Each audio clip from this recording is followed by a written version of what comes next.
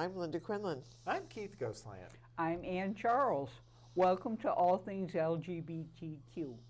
It's November 20th on a Tuesday, a week after the election day. And we're going to have some election analysis, but first we're going to have some headlines, starting with Linda. Well, my national headlines are that a Lyft driver pulls a gun and threatens to kill gays. When the passenger noticed that the driver wasn't following the GPS coordinates to where he was going, he questioned the driver, and the driver became really angry and started spewing homophobic slurs. And the police were called. Where? Miami. Brandon McNamara has been arrested after attacking a same-sex couple in Brooklyn.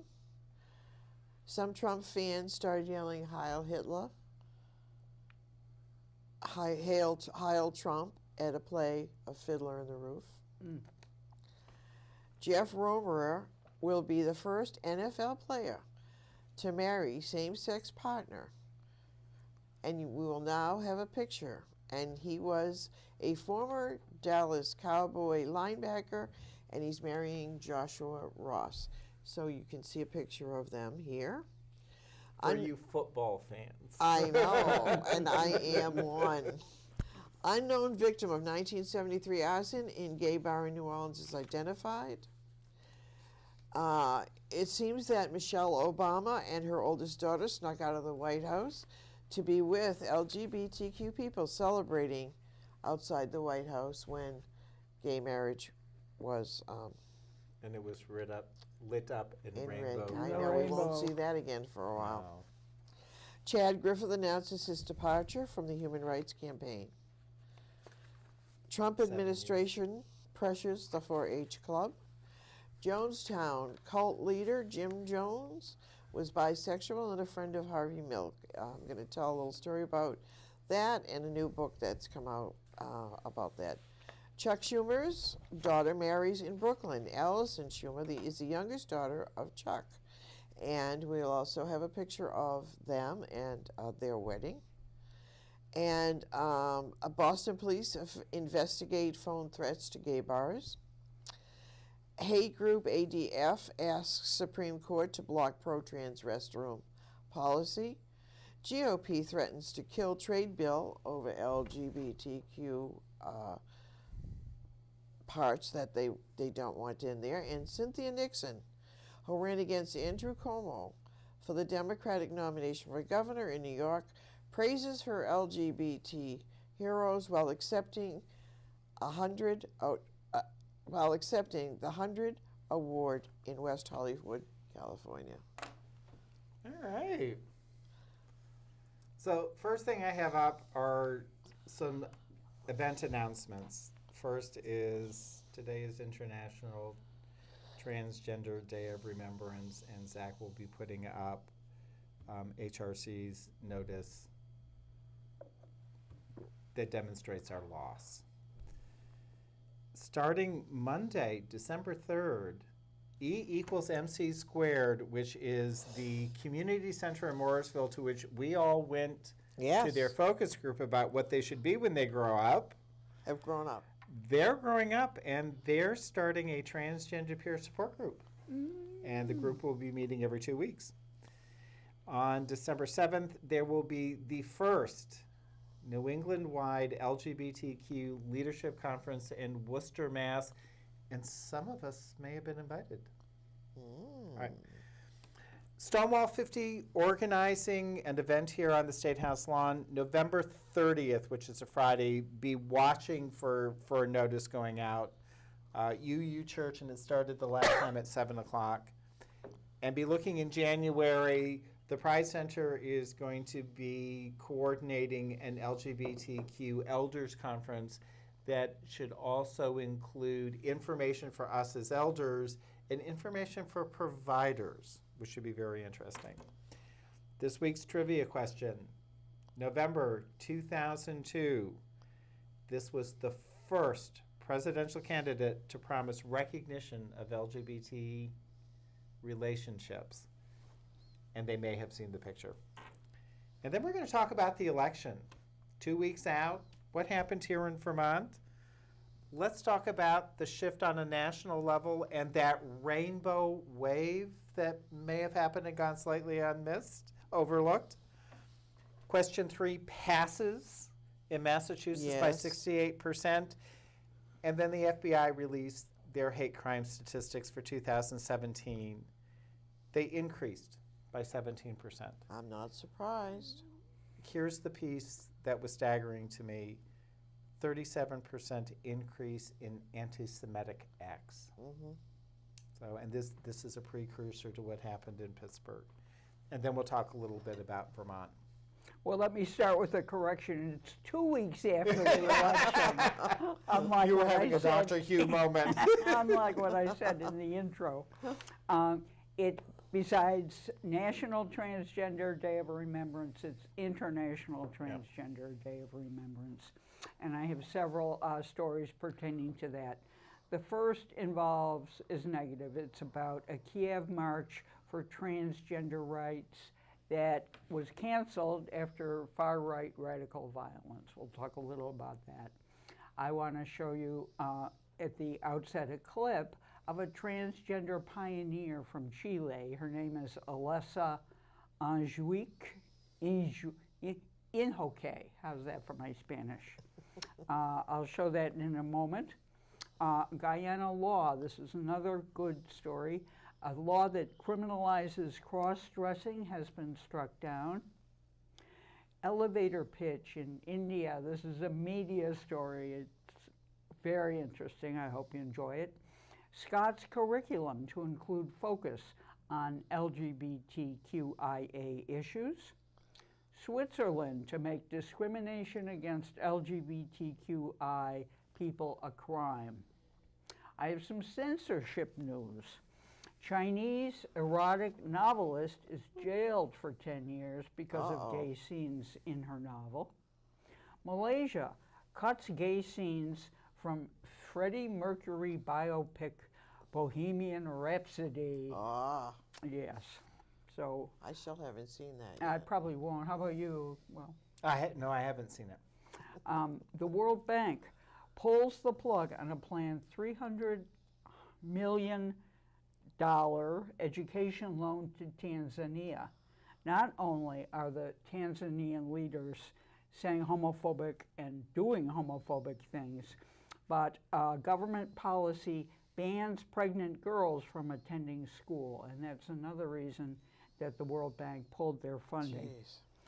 The men that I mentioned last time in Tanzania who were arrested for, quote, gay marriage, face anal examination. So bad news from Tanzania.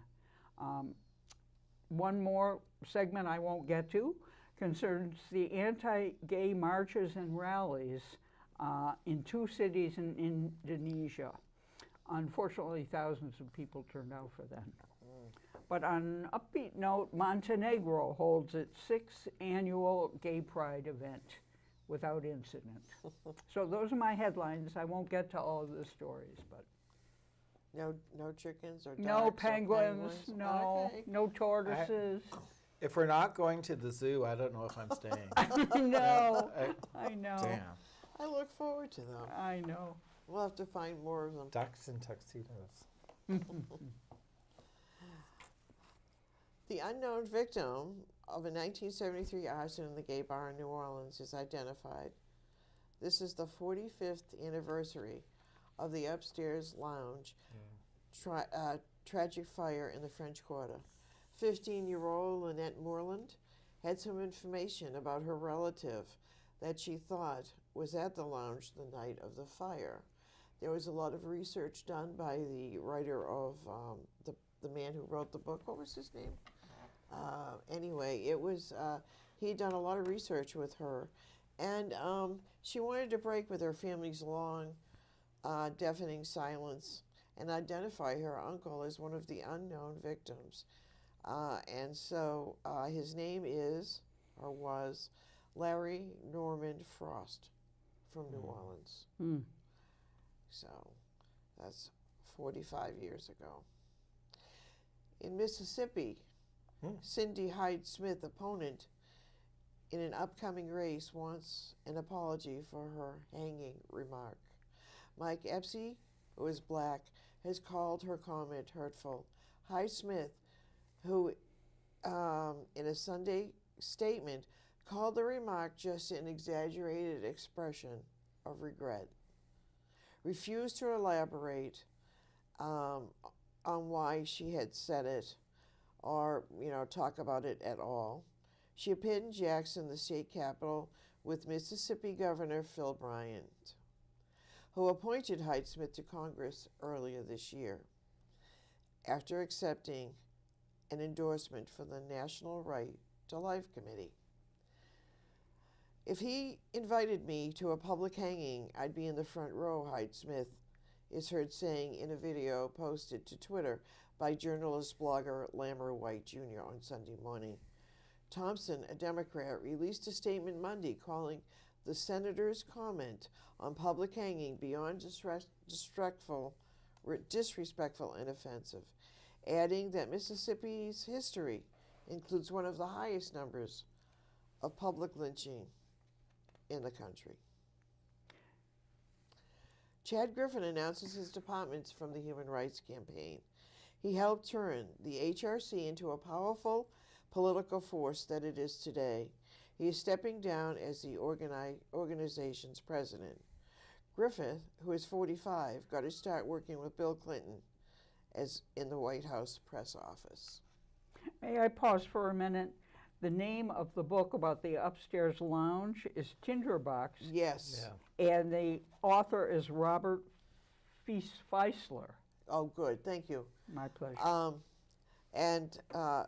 Only we needed to know that only because he helped this woman identify, to sort of make sure the statistics were right and that he was actually who he was and all of that. So. And I think he's important in publicizing the whole event. Yes, absolutely.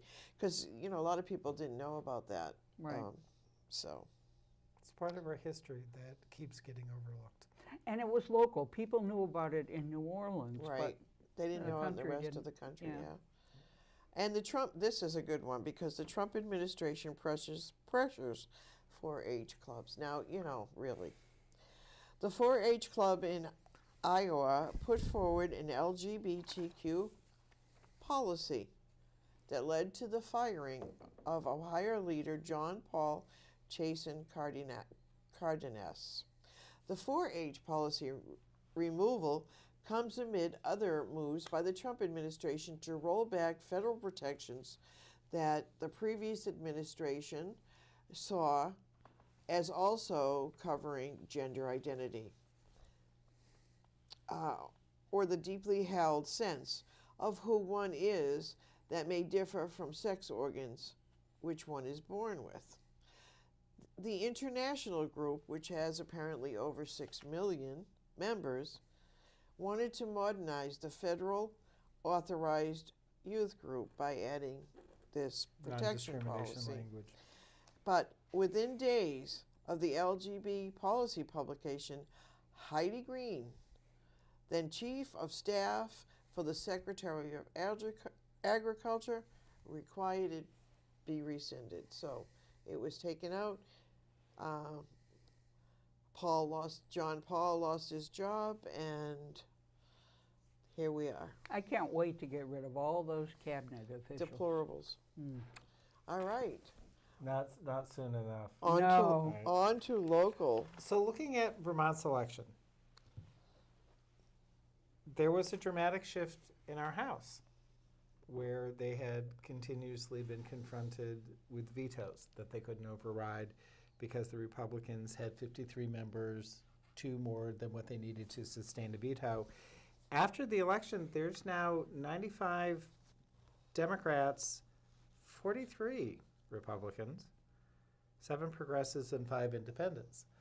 But before we sort of go, oh my, look at what we can A get. super majority.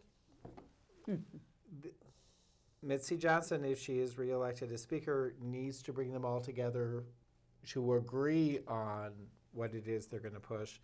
And one of the commentaries that came out after the election is yeah, the Republicans lost 10 seats, but they were the moderate Republicans who ended up being voted out of office. So what we may be seeing in the Vermont House may mirror what's happening on the federal level, where we have two polarities that are not necessarily going to work all that well with each other. So we'll be watching closely what happens. In the Senate, the Democrats picked up 2 seats. And what I had mentioned on the last show was that people were watching the Rutland Senate race thinking, okay, there was a chance. Cheryl Hooker, Democrat, second highest vote getter. First Democrat to come out of Rutland County into the Senate in over 20 years. Wow. Major victory. We also had a little bit of our own rainbow wave. We had 7 out LGBT, I'm not going to say T because there's no one who identifies as transgender, members of our legislature. We now have 9. In the Senate, Brian Campion. How many are there altogether? 9. No, I mean, In how the many Senate? people? are in the Sen- Or in In- the Congress? In the House, there's 150 members. In the Senate, there are 30. Okay. So in the Senate, Brian Campion of Bennington got reelected. Debbie Ingram of Chittenden County got reelected. And our favorite, Becca Ballant, Yes. Majority Leader, was reelected. In the House, Bill Lippert was reelected, Brian Chena, Diana Gonzalez, Mm-hmm. Matthew Treiber, but also Kathleen James, who we had mentioned on the last show. She beat a Republican incumbent, and she was the top vote getter in her district. And John Kalaki, coming out of South Burlington. Huh. So our Lavender Caucus is growing. Good. Here, here. So, and then I'll come back and talk a little bit about the national politics. All right, let's, Because we may have updates by during our. Yeah. I have unpleasant news from Ukraine involving the International Transgender Day of Remembrance. About 40 LGBT people appeared, they planned to gather for a legally sanctioned march in honor of coinciding with the International Transgender Remembrance Day. They were holding rainbow flags and slogans like transphobia must be stopped. They were met by 100 religious radicals and far-right groups who arrived for a counter demonstration. They had to move their gathering place by 2 blocks, but then the counter demonstrators followed them and confronted them by shouting slurs and setting off smoke alarms. So the police didn't remove the demonstrators, but they shoved the LGBT activists into a subway station near the university. 2 female activists were tear gassed. A Canadian journalist was punched in the face. Some of the witnesses said that the police were complicit with the counter-protesters. Katerina Zelenko, who is a member of the, who's the foreign ministry spokeswoman, said that attacks on, they protested the outcry against the journalist, or they issued an outcry against the journalist, but were less condemnatory of the violence against the activists. Olenka Shivenko, director of the Ukrainian LGBT rights organization, said, "Today, trans manifestation held in Kiev was blocked and attacked by ultra-rights. Police didn't protect us and pushed us to the evacuation after ultra-rights attacked us with gas and smoke bombs. We shouted human rights above everything. Ukraine seems under control of ultra-radicals." So that's bad news, clearly. To counterbalance that, though, I'd like to show you a clip of a transgender pioneer, Alyssa Inoue from Chile, has an account of her rise to success I'd like to show you now. Yo viví como un niño que en alguna época yo me maquillaba y ponía ropa de mamá, hasta que me fueron explicando que eso no estaba bien, de acuerdo a los cánones de la época y lo que mis papás veían, ¿no?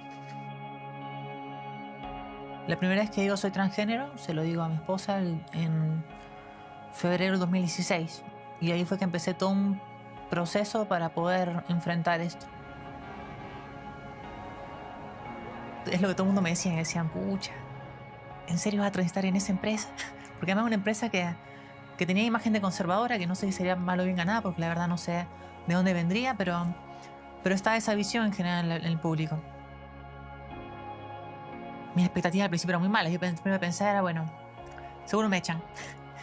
Y bueno, me tocó empezar a enfrentar los diferentes niveles, estratos de la empresa, digamos, partiendo por mi jefa. Y le dije, yo soy transgénero, ¿sabes qué es eso? Y fue la única persona que me dijo que sabía qué era. Curiosamente, por la mayor parte de la gente me decía que no.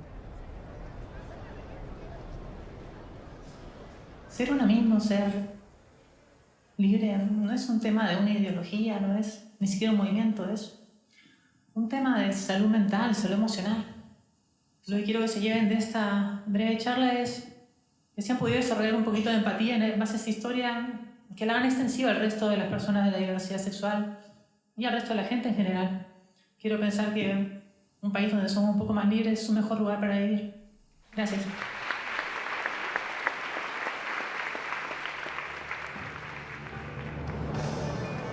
A mí me pasaba que yo era una persona muy distante.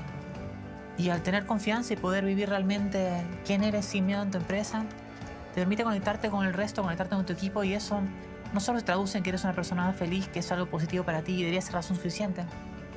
Ser trans, ser lesbiana, ser gay, no influye en cómo desempeñas tu trabajo. Es parte de cómo vivo mi vida y no es nada lo que tengan ni por qué avergonzarme, ni por qué ocultar, ni algo sobre lo que el resto al momento de trabajar en una empresa tenga por qué emitir juicio. El ser yo misma, el sentirme conforme con quien soy y feliz, me permitió no solo enfrentar los miedos que tenía a hacer mi vida cotidiana, sino el miedo a mostrarme en público y poder empujar políticas que permitan que otras personas puedan vivir como yo, sin miedo, sin discriminación, que puedan postular trabajo y cambiar un poco la conciencia de la gente y la cultura respecto a cómo nos ve en la sociedad. Yo he trabajado en muchas cosas, he resuelto muchos problemas, he tenido muchos desafíos profesionales, académicos, pero nada me llena tanto como me ha llenado esta etapa en mi vida, en poder tratar de cambiar las cosas que más me dolieron mientras crecía.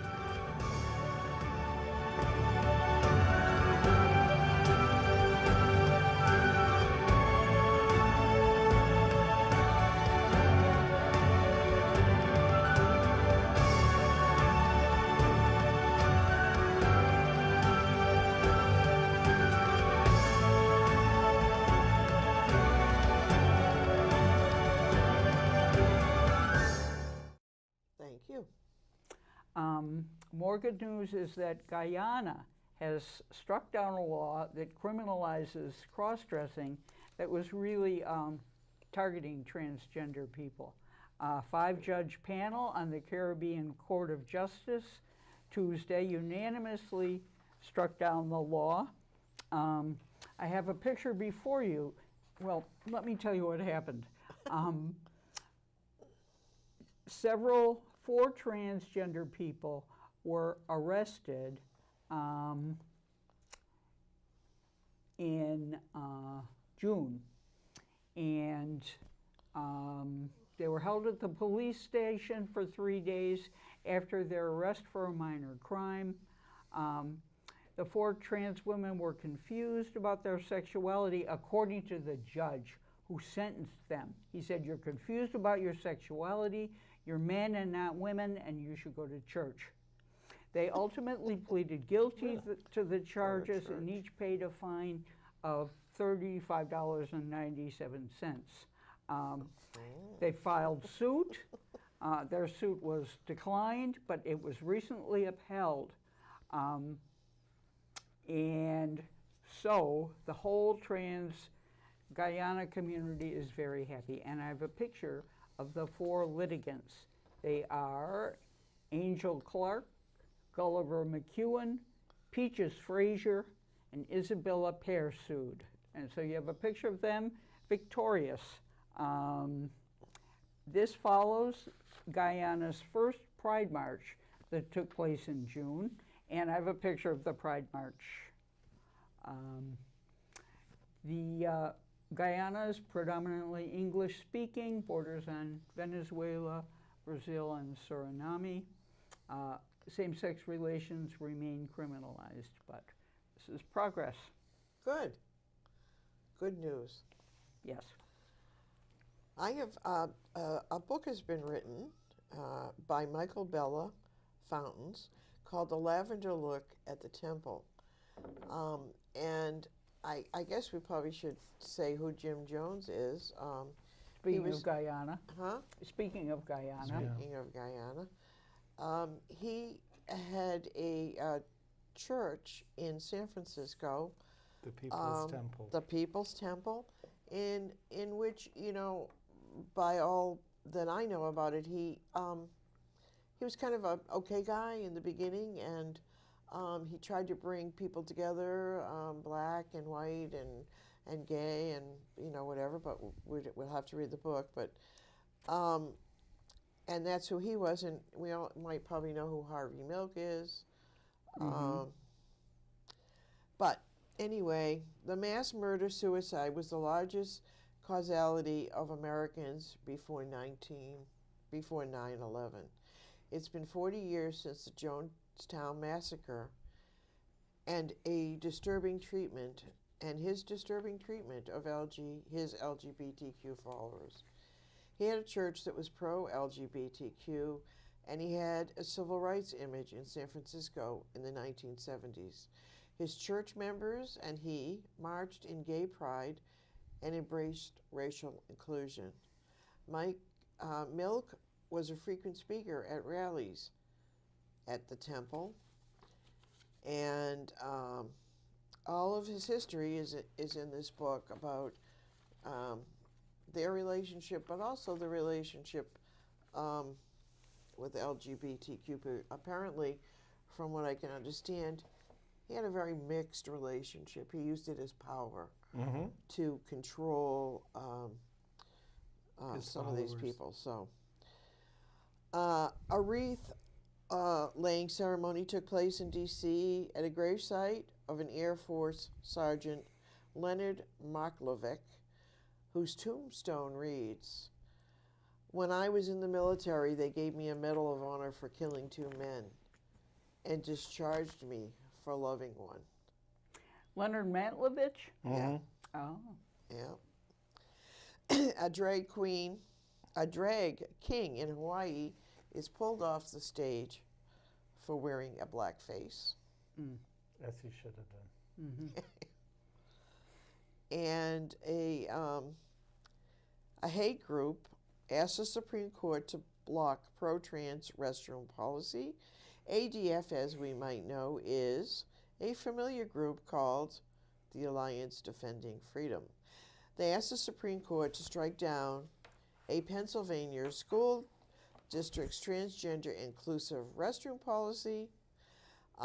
Several students from the Boyertown area district are being represented, supposedly, and they feel their right to privacy was violated by the policy allowing trans students to use the restrooms and the locker rooms consistent with their gender identity.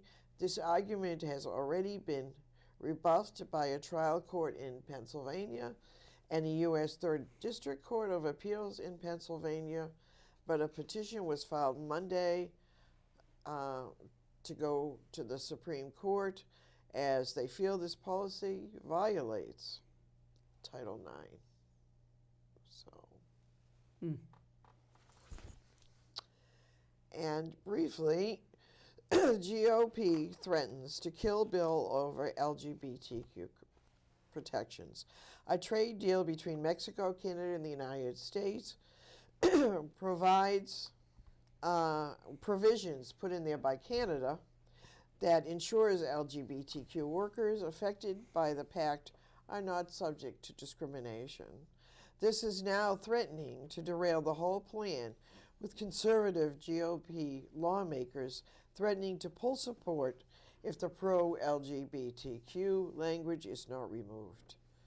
In a letter signed by 40 Republicans, including Steve King and Louis Gohmert, House members urged Donald Trump to rescind the protection. So we'll see how that goes, whether they do or not. So, Good for the okay. Canadians for putting Yes, it in. the Canadians really, they put this provision in there. So, and the Mexican government didn't seem to mind, just us.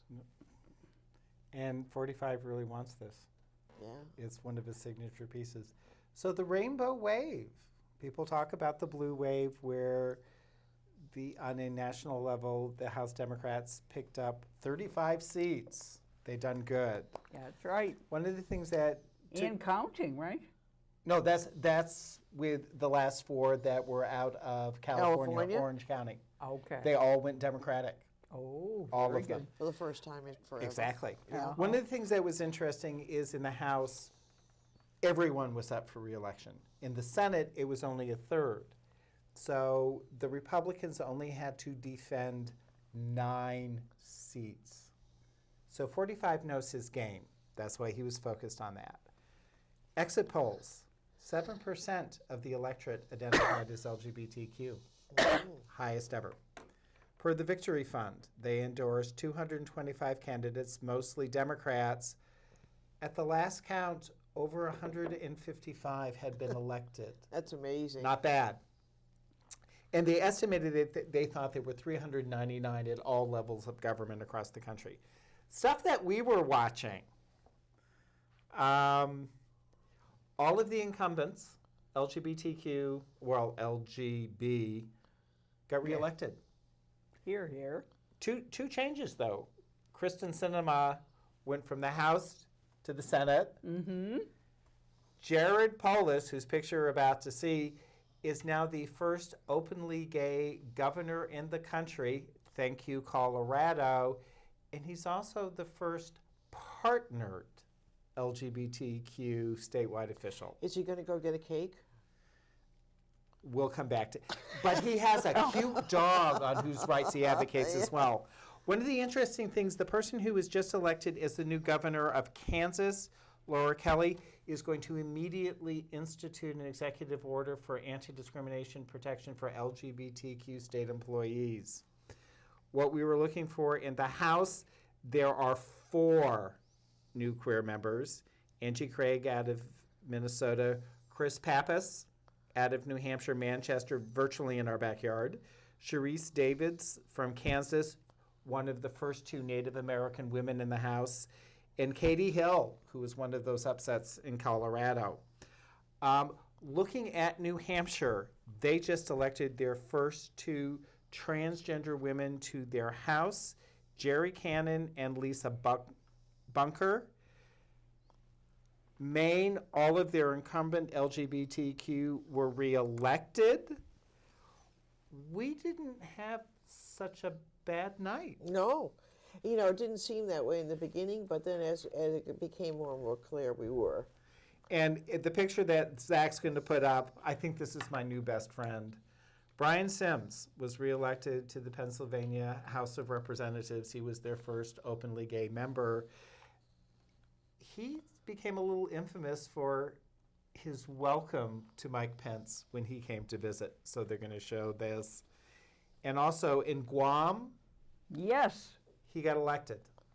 And it was by more than 50%, so there's no runoff. So Guam has their first openly gay lieutenant governor. One of the things here in Vermont, Montpelier, non-citizen voting passed. Here, here. Vermont, overall, we had approximately 59% of registered voters vote. Yes. Highest ever. Well, very good. There we are. May I return to a previous story? I forgot to show you the picture of the transgender rights activists standing in the park on the November 18th rally in Ukraine. Now I'd like to show you another picture from India involving an exciting new development in the media. Elevator Pitch is an MTV show. It sees 10 prospective daters trying to impress one person in an elevator. The time between the 2 floors is all that each dater gets to make a pitch. And it's airing its first episode of Gay People. There are 10, and I have a picture with the 2 hosts, and Galen Mandaka and Cyrus Shankar, and the 10 contestants in this particular episode. And there were clips. It was very groundbreaking, very cute. They had, you know, the men had different little styles of Just cash change hands? No. Different styles of approach. And the host, Cyrus, says it only makes sense to have an episode for people from the LGBTQ community. And it occurred. The contestant on the episode, one further thing, Rahul Bharati, came out publicly during the show. Sharing his thoughts, he exclusively told IndianExpress.com, "It wasn't easy. I still can't believe I came out on national television. It took time for my family to process everything, but I know they will be fine.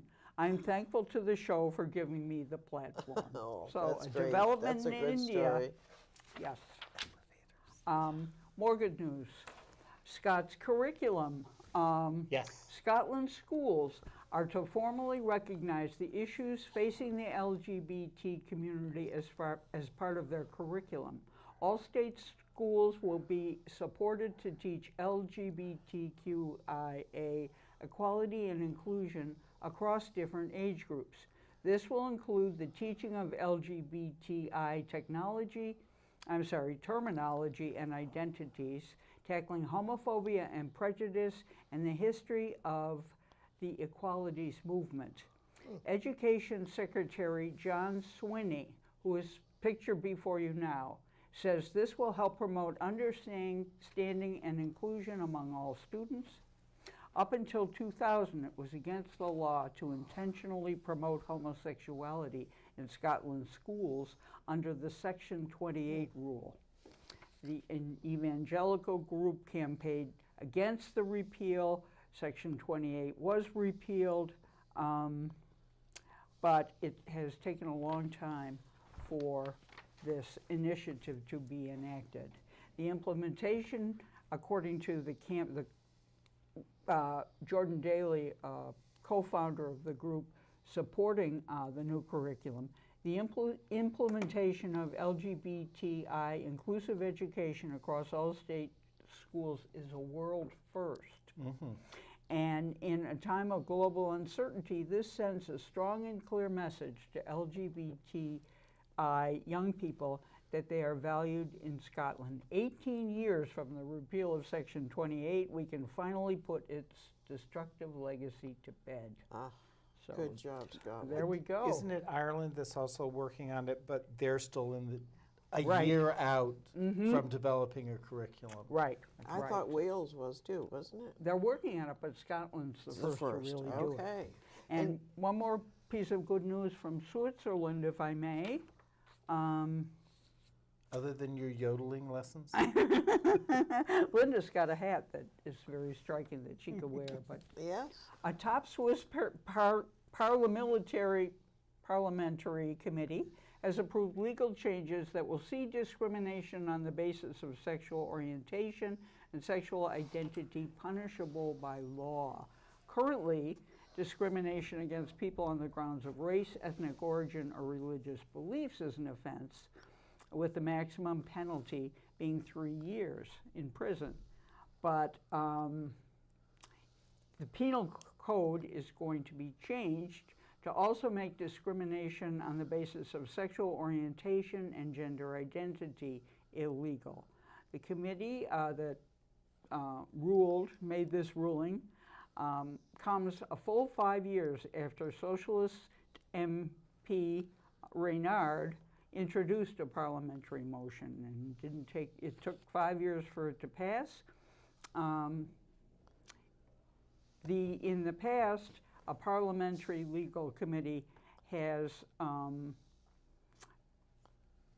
endorsed the inclusion of sexual orientation, but not sexual identity in the legislation. So gay marriage isn't legal in Switzerland, I was surprised to know. Those same-sex couples can enter into a civil partnership after the move was approved in 2005.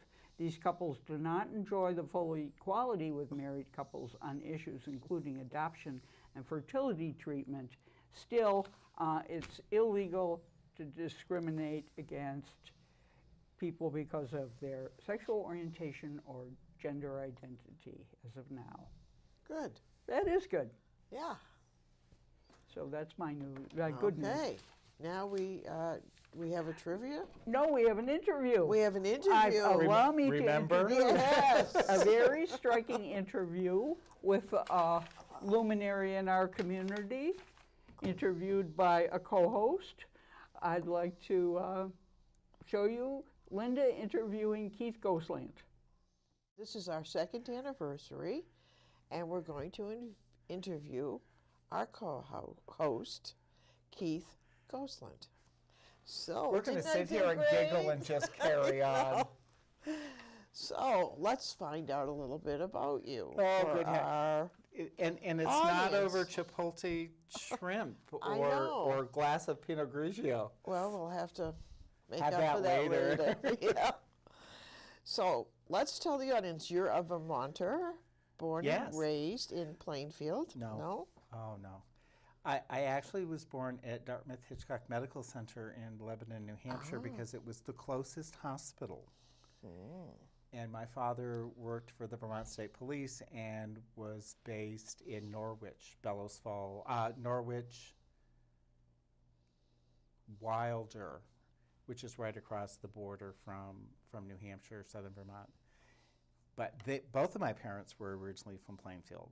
Uh-huh. And he was reassigned back to Central Vermont, so I grew up in Plainfield. But you weren't born and raised. Well, you No. were raised. So when did you? Have I been raised? No, I didn't. no. So when did you come out? When did you realize you were Forever. Forever. Forever. I formally came out to my mother when I was 16 because I kind of sort of had a boyfriend. Ooh. But I always knew. And as I said to her, I may not have had the language, so I was able to explain all of that, but I knew that feeling. I knew that I was different than all of these people around me, and I knew that I really liked spending a lot more time with Arthur than I did with Angie, unless Angie and I were playing with her dolls. But so I always knew. And as I once said in training with law enforcement officers, in my youth I had more demonstrative feminine mannerisms than I do now. So I truly was a queen without a country. I mean, when we talk about hiding and sort of visibility, I was out there. I mean, Did you have a lot of trouble in school as a kid, or was it a small enough community that it was a small enough community that as long as you were one of our own, you sort of were just part of the mix. If it was someone else coming in, there was a whole different response. But one of our own, I mean, I still got harassment. I still got teasing. I didn't get picked for sports teams, but that was really okay because as opposed to you who likes football. Not the cheering squad? I actually, what was really nice is when I came out to my mother, one of the comments that she made to me was that she and my father pretty much always knew. But it wasn't something about which they really had a whole lot of information.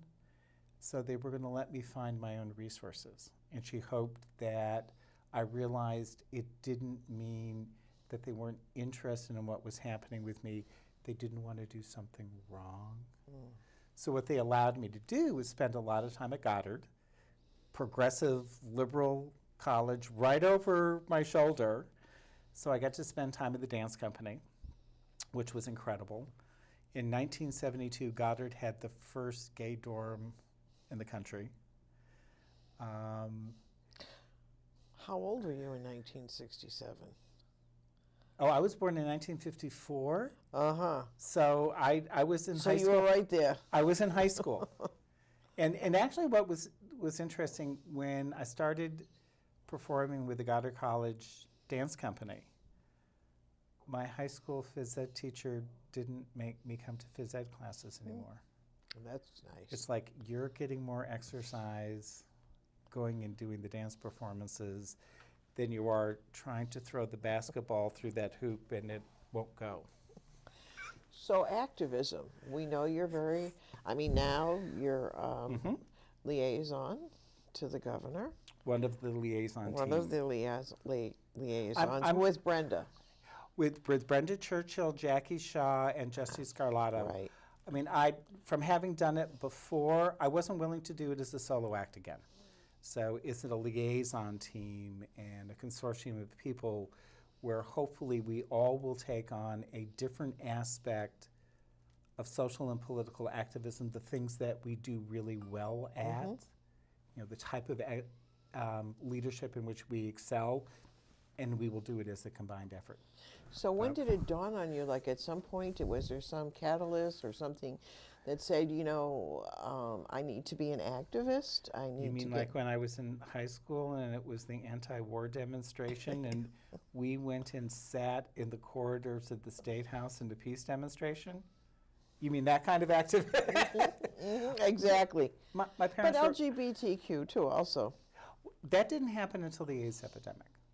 And my parents were always very involved in our community, the organizations, social activism, they're supporting their neighbors. So having a sense of community involvement and community responsibility was always there. When HIV and AIDS happened, it became personal for me because of a friend very early in the epidemic, and there was nobody in Vermont who was talking about it. So there was this meeting to talk about how we might respond. And at the same time that meeting was happening, the Vermont tradition had been, you sort of grew up here, you stayed in the closet, and then you moved away to Boston and came out. I mean, there was a part of the fence at that point in time that was called Little Vermont, because that's where all the Vermonters went. Well, there were a group of people, and it was predominantly Addison and Chittenden County, who said, I don't want to go away. This is my home. I just want to make this a place where I'm accepted. So at the same time that we were organizing, because here was this health care issue that was devastating our community, there's also a group of people who said, we want to bring about social and political change.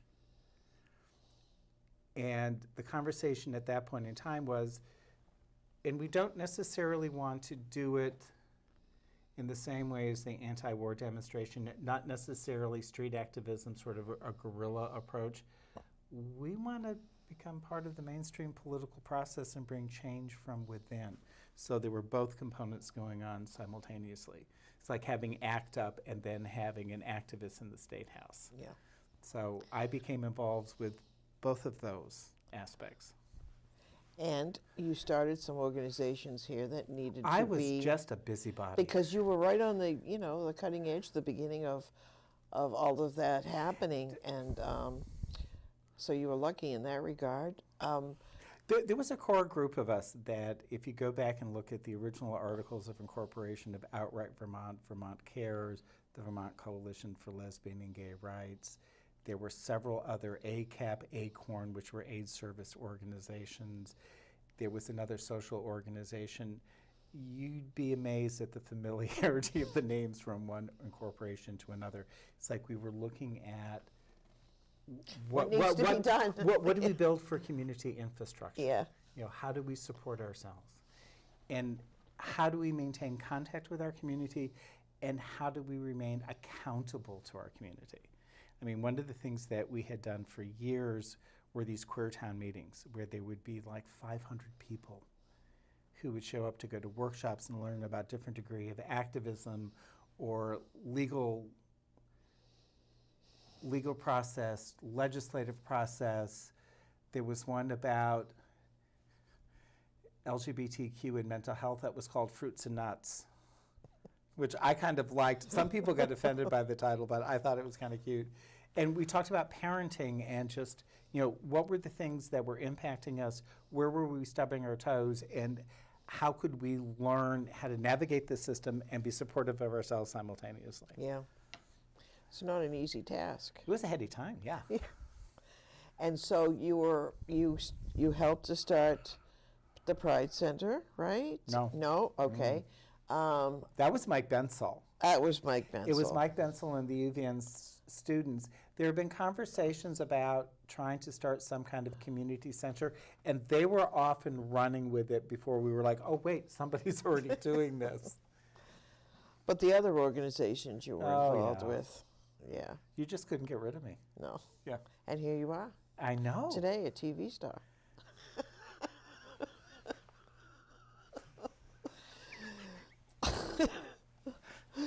So, Zach will be editing us to make us look better than we are. so after you got the organization started, and did you have much of a personal life, or was it mostly? Am I supposed to have a personal life? My personal life has always been incredibly private, and the truly intimate long-term relationships were with people who didn't live there. And it's because of a number of issues. One was my sense of activism, and I don't want to be distracted. Some was my trauma history of, you know, how close can I let you, and it's okay. So I was involved in long distance relationships where we had to coordinate time together. That's kind of romantic, though, too, isn't Well, it? one of them started as an absolute fluke and then became a sometime next year premise where, okay, I'm going on vacation at this time. Might you be around? I was like, ooh. So same time next year, we met at a cabin, northern Maine, you know, closed off from everything else. It was an amazing process because we walked in the cabin, the door was shut, and there were absolutely no secrets. You know, it was a total vulnerability, which was sort of Scary. oh yeah. And that went on for almost 15 years. So, and then I've had other, you know. Relationship. Yeah, there we are. So, so in the political climate we have now, you've had to kind of reactivate your activism. I know for many people it was always active, but less of a, we didn't have Trump, we had Obama.